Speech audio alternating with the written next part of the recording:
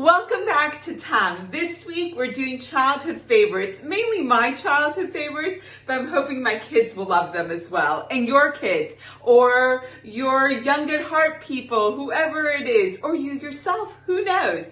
So in the 1950s, American soda companies wanted to make sure that their sodas weren't just for drinking. So they came up with a variety of recipes. And one of them was 7-Up cake. 7-Up cake, and it has to be 7-Up. It cannot be Sprite.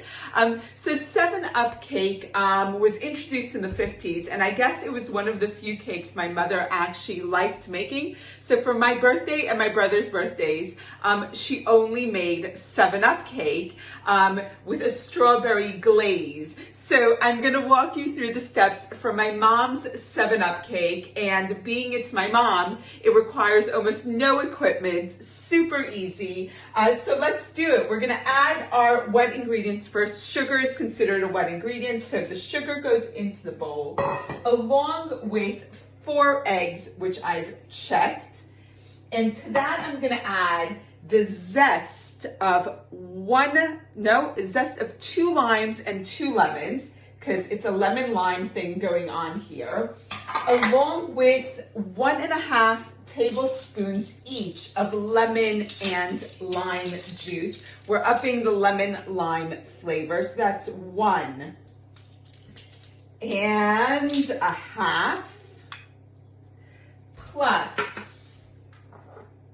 1.5 of lemon juice. Let's get that out.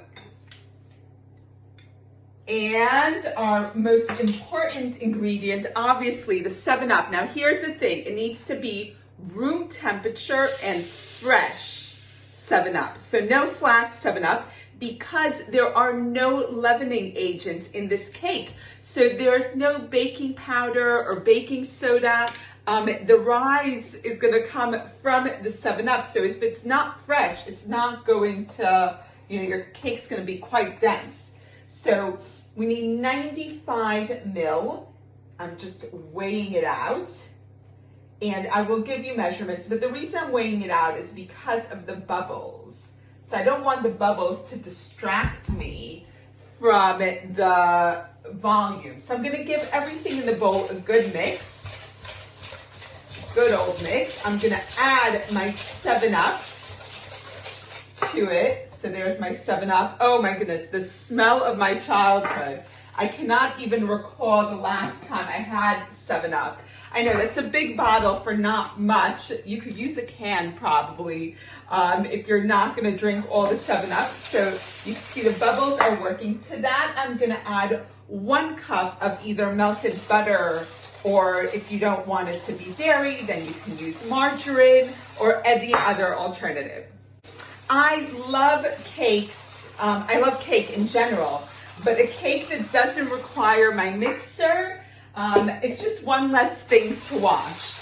So that is all my wet ingredients. And now I have my flour here.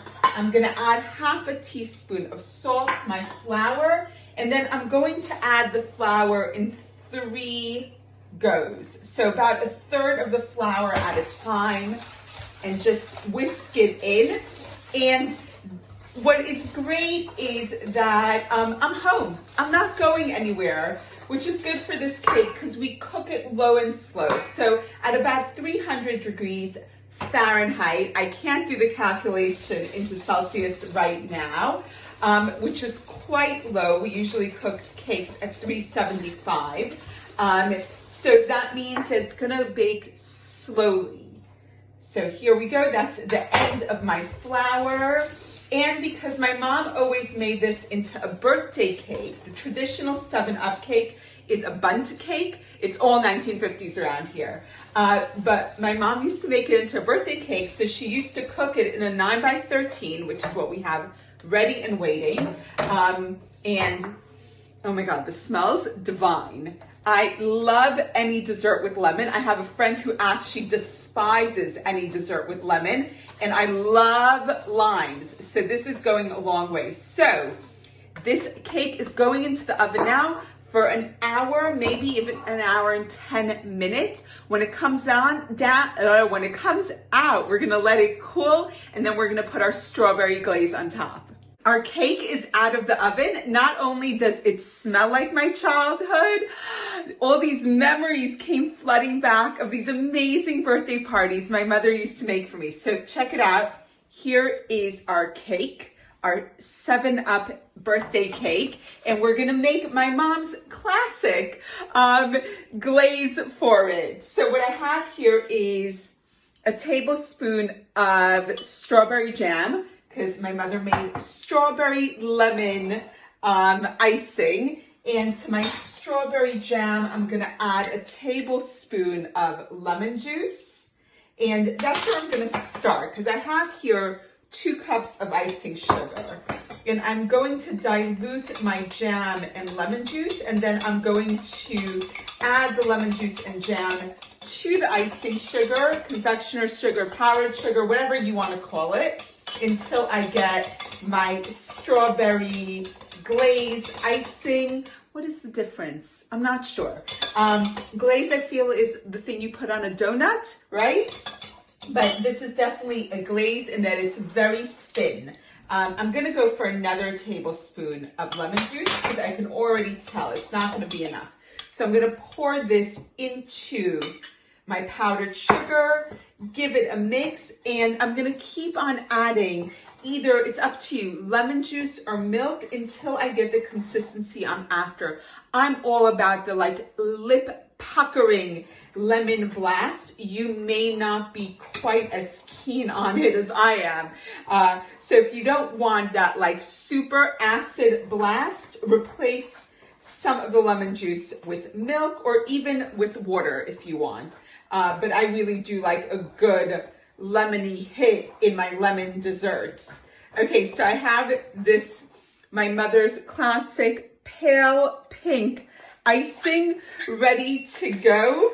And again, this is my childhood. So my mother would have never, ever in a million years sieved the jam or broken up the lumps of icing sugar. She would have just done this as quickly as humanly possible.